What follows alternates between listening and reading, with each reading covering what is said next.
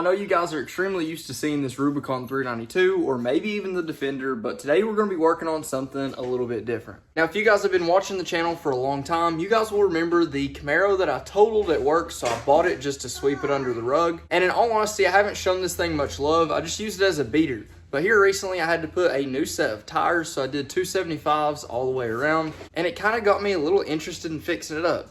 So today, we've actually got the cold air intake from Mishimoto to go ahead and install, and this is going to be the start of the journey of fixing up that Camaro. Now, the only reason I actually ordered it is because I found it on a really good deal. I think these are typically in the mid $300 range, and I ended up getting this one for like 260 bucks. It was some Black Friday sale. Now, from the factory, these things don't make much power, but with a few simple modifications, you'd be really surprised at how much more fun these machines can be. Now, I had one before in the past whenever I was in high school, and I had it fixed up pretty good before I got rid of it, and I really enjoyed it. Just the way it drives, considering it only weighs, mid 3,000 pounds, and it's got around 300-ish horsepower from the factory. With some simple tunes on these 4-cylinder turbos, you can really get some pretty impressive power out of them.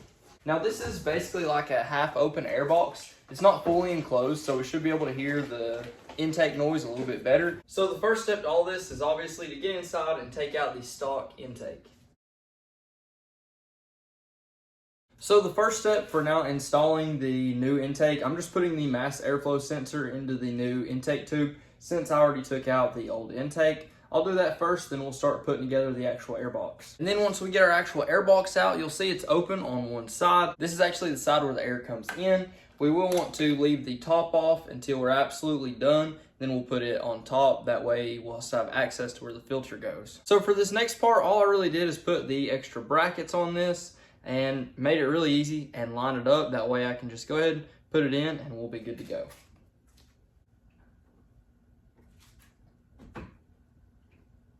The next piece, we'll just need to install this.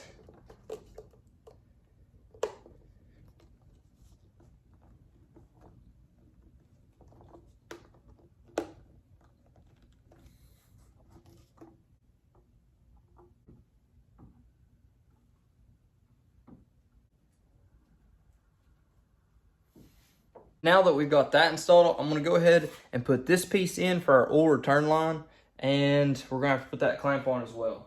And now I've got the filter secured. We've got everything plugged back in and tightened up. Everything, as you can tell, is rock solid. I really like the design of this, and I really think it's going to work extremely well. Now all we need to do is put the cover on top.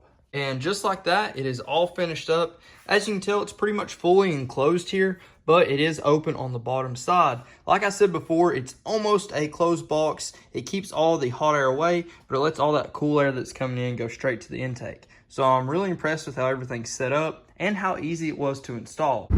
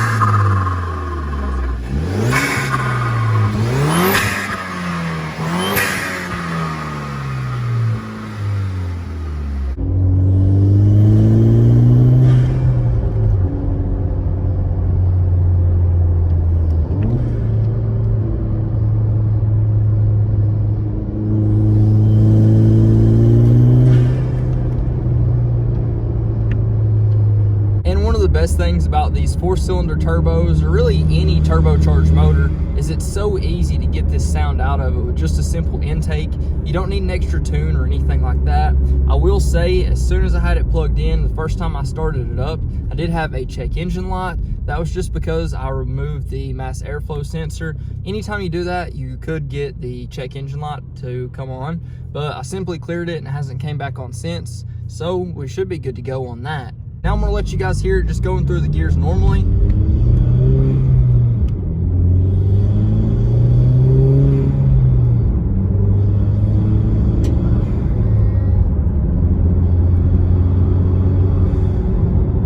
And then a brake boost in 4th gear. It sounds so much cooler. I hope you guys can hear this.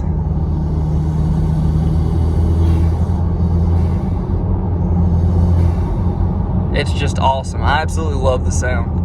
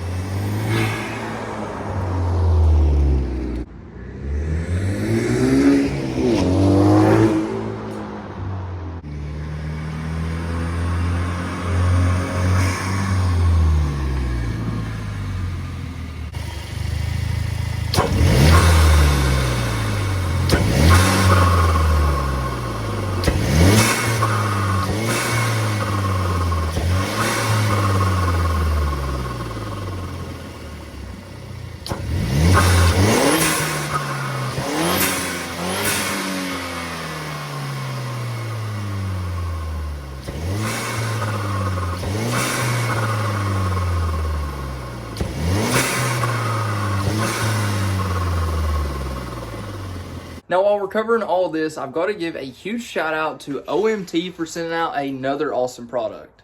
If you've been watching the channel, you guys will already remember the OMT extensions that they sent out. So they are basically limiting extensions. That way you can torque it down to the right spec without having to pull out a torque wrench. And then we've also got the new lug nuts. So actually the Camaro and the Jeep are the same thread pitch for their actual studs. So these will work for either one. But where I have the factory style wheels on the Camaro, I'm gonna go ahead and throw these on the Jeep because these lug nuts have really been chewed up where I've taken the wheels and tires off so many times for different wheels, for spacers, for whatever we're doing for that day on the video. But I wanna get these new lug nuts in there, that way it all looks right.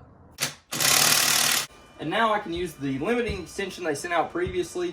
This one's 100 foot-pounds of torque, so the bar will basically just vibrate back and forth whenever it gets to that 100 foot-pound of torque threshold, and it won't over-torque, so it makes it super easy to use.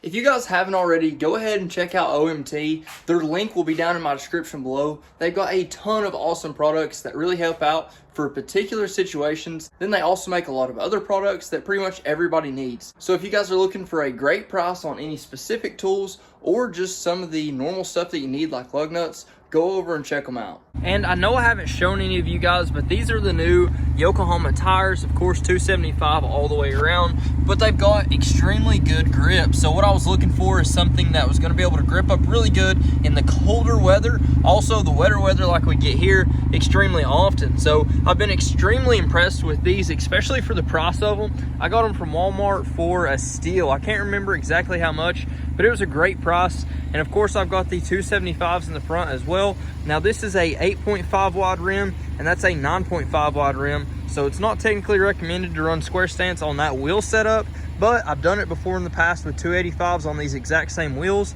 and it worked out well then and it's working out really well so far now. So all in all, guys, I'm super impressed with how this Mishimoto cold air intake has really turned out. It really woke up the LTG motor and made it a much more enjoyable experience. Now, as many of you guys know, this has just been my beater for the last, well, over a year now, and I'm really interested in going ahead and fixing it up. So I recently reached out to ZZP Performance to get a potential sponsorship to actually build this car on the channel. So if that's something you guys are interested in, be sure to go ahead, like, comment, subscribe, Let me know what you think and let me know what you want to see next. But until then, Godspeed. And guess who stayed asleep through every single bit of that? This child is crazy.